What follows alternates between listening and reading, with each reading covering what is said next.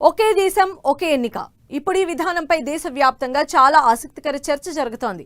2029 నాటికి one nation one election విధానం అమల్లోకి వస్తుందని కేంద్రం ధీమా వ్యక్తం చేస్తోంది. 2034 నాటికి దేశం మొత్తం జమిలీ ఎన్నికల విధానంలోకి రావాలన్నది ఇప్పుడు కేంద్రం ఆలోచన. జమిలీ సాధ్యాలేంటి? దీనికి 2029 లోక్సభ ఎన్నికలే నాంది పలకబోతున్నాయా? ఒకే దేశం ఒకే ఎన్నిక విధానంలో ఉన్న సమస్యలేంటి? ఎందుకు కేంద్రం జేపీసీ దీనిపై ఆచితూచి అడుగులు వేస్తున్నాయి? ఇది అందరికీ మంచి చేసేదేనా?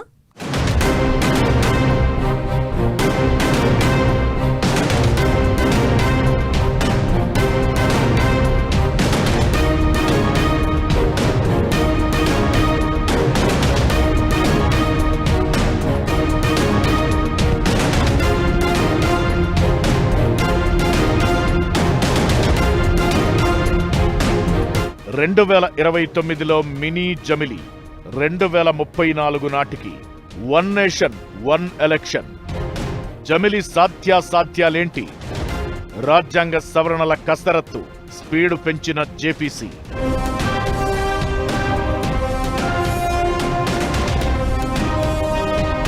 ఒకే దేశం ఒకే ఎన్నిక.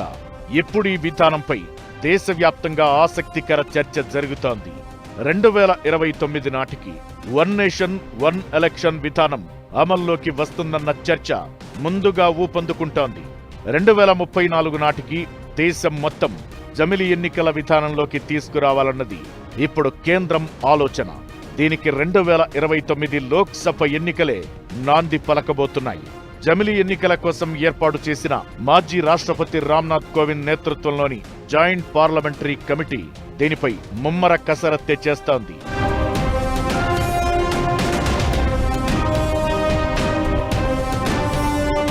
ఇప్పటికే అభిప్రాయ సేకరణ కోసం దేశవ్యాప్తంగా ఉన్న అన్ని రాష్ట్రాలు, కేంద్రపాలిత ప్రాంతాల్లో జేపీసీ పర్యటిస్తోంది. సాధ్యాలపై కమిటీ సమగ్రమైన రిపోర్ట్ను సిద్ధం చేస్తోంది. ఇది పార్లమెంటుకు అందించిన తరువాత రాష్ట్రపతి ఆమోదముద్ర వేస్తే జమిలీ ఎన్నికల ప్రక్రియ ప్రారంభమవుతుంది.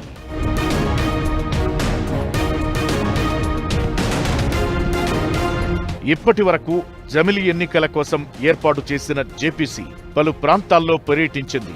ఇప్పటి వరకు 6 సుప్రీంకోర్టు ప్రధాన న్యాయమూర్తులు, ఇతర న్యాయమూర్తుల అభిప్రాయాలను తెలుసుకుంది. అంతేకాదు, ఢిల్లీ హైకోర్టు ప్రధాన న్యాయమూర్తి, సీనియర్ న్యాయవాదుల నుంచి అభిప్రాయ సేకరణ చేస్తోంది. ఒకేసారి దేశవ్యాప్తంగా జమిలీ ఎన్నికలు జరగాలంటే ముఖ్యంగా రాజ్యాంగంలోని కొన్ని నిబంధనలను సవరించాలి. ఈ ఎన్నికలతో దేశానికి ఆర్థికపరమైన, విధానపరమైన లాభాలు ఉంటాయన్నది జేపీసీ చెబుతున్న మాట. పైగా టెక్నాలజీ పరంగా చూస్తే ఒకేసారి ఎన్నికల నిర్వహణ అనేది పెద్ద కష్టతరమేం కాదన్నది జేపీసీ వాదన.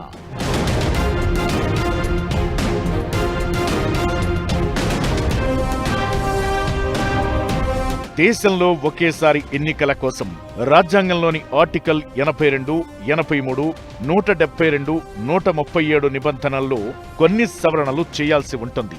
అలాగే పలు కీలక అంశాలను జేపీసీ సిఫార్సు చేయనుంది. ప్రభుత్వాలపై ఒకేసారి ఎన్నికల నిర్వహణకు సంబంధించి ప్రతిపాదనలతో పాటు అనేక కీలక అంశాలను ఈ సిఫార్సుల్లో చేర్చనుంది. జమిలీ ఎన్నికల కోసం కేంద్ర ప్రభుత్వం ఏర్పాటు చేసిన రామ్నాథ్ కోవింద్ నేతృత్వంలోని ఉన్నత స్థాయి కమిటీ సిఫార్సుల నేపథ్యంలో దీని సాధ్యాలు, రాజ్యాంగ సవరణలపై చర్చ ఊపందుకుంది. ఎప్పుడైతే సీట్లు పెంచుతాం, అసెంబ్లీలకి ఇలా పెంచుతాం అనగానే ప్రాంతీయ పార్టీలు తప్పకుండా ఇలాంటి వాటికి ఒప్పుకుంటారు. ఎక్కువ పదవులు వస్తాయి, మనం ఎక్కువ పోటీలు చేయించవచ్చు అనే ఆశతో రాజకీయ పార్టీలు అందరూ లోపల చాలా సపోర్టివ్గా వస్తారు. కాబట్టి ఇలాంటి బిల్లు ఇప్పుడు డీలిమిటేషన్ అవునాయి, ఇలా జమిలీ ఎలక్షన్స్ అవునాయి, నియోజకవర్గాలు పెంచడం అవునాయి, అందరూ ఏకగ్రీవంగా ఒక రకంగా వచ్చేస్తారు. జమిలీ ఎన్నికలు అమలు చేయాలంటే రాజ్యాంగంలోని కనీసం 5 అధికరణలను సవరించాల్సి ఉంటుంది. మొదటిది ఆర్టికల్ 83.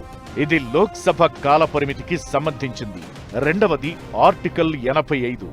ఇది లోక్సభను రద్దు చేసే అధికారం. మూడవది ఆర్టికల్ 172. ఇది రాష్ట్ర అసెంబ్లీల కాల పరిమితి. నాలుగోది ఆర్టికల్ 174. ఇది రాష్ట్ర అసెంబ్లీల రద్దుకు సంబంధించింది. ఐదవది ఆర్టికల్ 356. ఇది ఆయా రాష్ట్రాల్లో రాష్ట్రపతి పాలన విధింపు. ఈ 5 అధికరణలను మార్చగలిగితే జమిలి ఎన్నికలు సాధ్యమని నిపుణులు చెబుతున్న మాట. ఆ తరువాత కోవింద్ కమిటీ సూచనల ప్రకారం 2 దశల్లో ఈ ప్రక్రియ జరగనుంది. మొదటి దశలో లోక్సభ, రాష్ట్ర అసెంబ్లీలకు ఒకేసారి ఎన్నికలు నిర్వహిస్తారు. దీనికి రాష్ట్రాల ఆమోదం అవసరం లేదు. కానీ 2వ దశలో మున్సిపాలిటీలు, పంచాయతీల ఎన్నికలను కూడా వీటితో కలుపుతారు. దీనికి మాత్రం కనీసం సగానికి పైగా రాష్ట్రాల అసెంబ్లీల ఆమోదం తప్పనిసరి.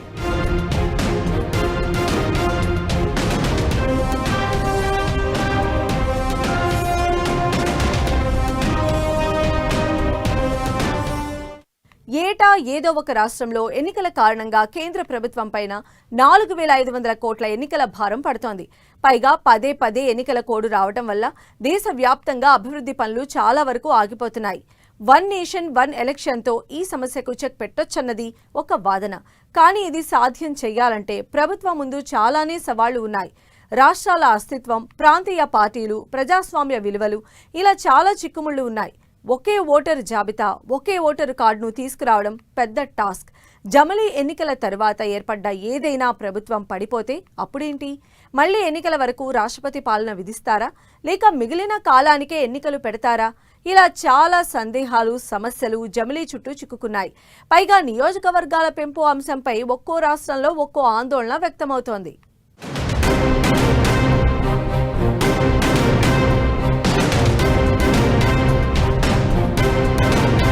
మన దేశం భిన్నత్వంలో ఏకత్వం అనే జీవన విధానానికి నిదర్శనం. ఎన్నో రాష్ట్రాలు, భాషలు, సంస్కృతులు, అస్తిత్వాలు, వీటన్నిటి మధ్య జరిగే రాజకీయాలే ఎన్నికలు, అధికారం. రాష్ట్రాల్లో ప్రాంతీయ పార్టీల హవా ఎక్కువగా ఉంటుంది. ఇవే తమ ఉనికిని చాటుకుంటూ ప్రభుత్వాలను ఏర్పాటు చేస్తుంటాయి. జమిలి ఎన్నికల విధానంతో రాష్ట్ర అసెంబ్లీ కాల పరిమితిని కేంద్రం నిర్ణయించినట్లవుతుంది. ఇది రాష్ట్రాల స్వయం ప్రతిపత్తిని దెబ్బతీసినట్లవుతుందన్న వాదనలు ఉన్నాయి.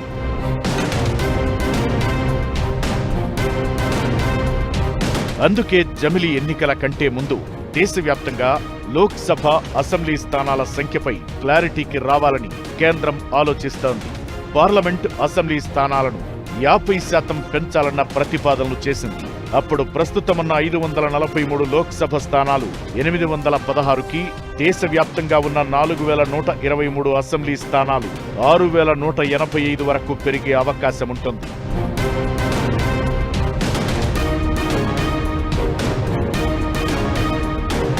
అయితే 2021 జనాభా గణన ఆలస్యమైంది.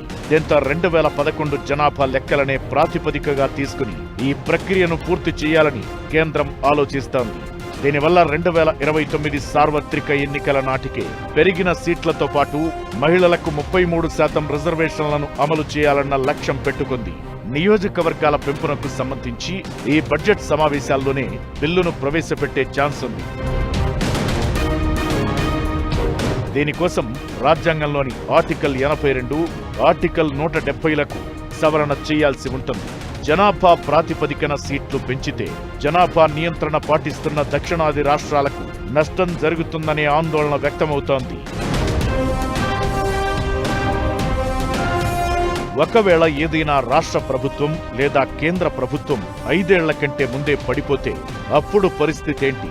మిగిలిన కాలానికి మాత్రమే ఎన్నికలు నిర్వహించాలా, లేక రాష్ట్రపతి పాలన పెట్టాలా? అలా చేస్తే రాజ్యాంగ స్ఫూర్తికి ఇది విఘాతం కలిగిస్తుందని ఇప్పటికే విపక్షాలు గగ్గోలు పెడుతున్నాయి. స్థానిక సమస్యలు జాతీయ అంశాల పోరులో కొట్టుకుపోతాయని భయపడుతున్నాయి.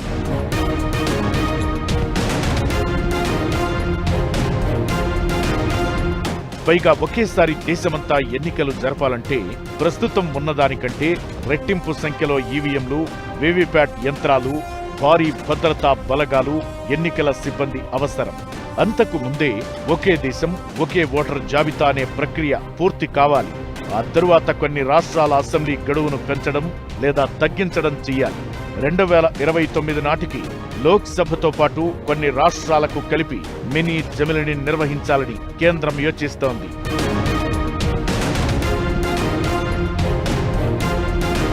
కొన్ని రాష్ట్రాల అసెంబ్లీ కాల పరిమితిని కొద్దిగా తగ్గించడం లేదా పెంచడం చేసి ఆ తరువాత అన్ని రాష్ట్రాల అసెంబ్లీల గడువును ఒకే తాటిపైకి తెచ్చి మినీ జమిలి ఎన్నికలను నిర్వహించాలనుకుంటోంది.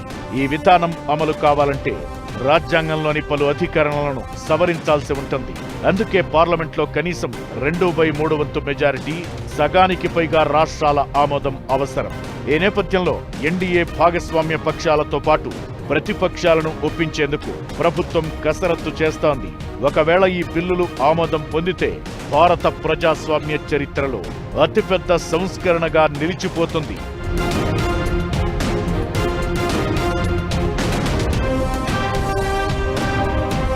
జమిలి ఎన్నికల వల్ల డబ్బు, సమయం ఆదా అవుతాయనేది వాస్తవమే అయినా ఈ విధానంతో గెలిచిన తరువాత పాలకులు ప్రజల వద్దకు వెళ్లాల్సిన అవసరం ఉండదని, ఇదే నిర్లక్ష్యం, నియంతృత్వ ధోరణికి దారి తీయొచ్చన్న భయాలు ఉన్నాయి. భారతదేశం లాంటి భిన్నత్వంలో ఏకత్వం ఉన్న దేశంలో ఒకే పరిమాణం అందరికీ సరిపోదనేది విపక్షాలు చెప్పే మాట. ప్రజాస్వామ్య ప్రాథమిక సూత్రాలు, రాష్ట్రాల హక్కులు ఈ రెండింటి మధ్య సమతుల్యత సాధించినప్పుడే వన్ నేషన్ వన్ ఎలక్షన్ విజయవంతమవుతుంది. లేదంటే ఇది కేవలం అధికార కేంద్రీకరణకు దారితీసే ప్రయత్నంగానే మిగిలిపోయే ప్రమాదముందని నిపుణులు హెచ్చరిస్తున్నారు.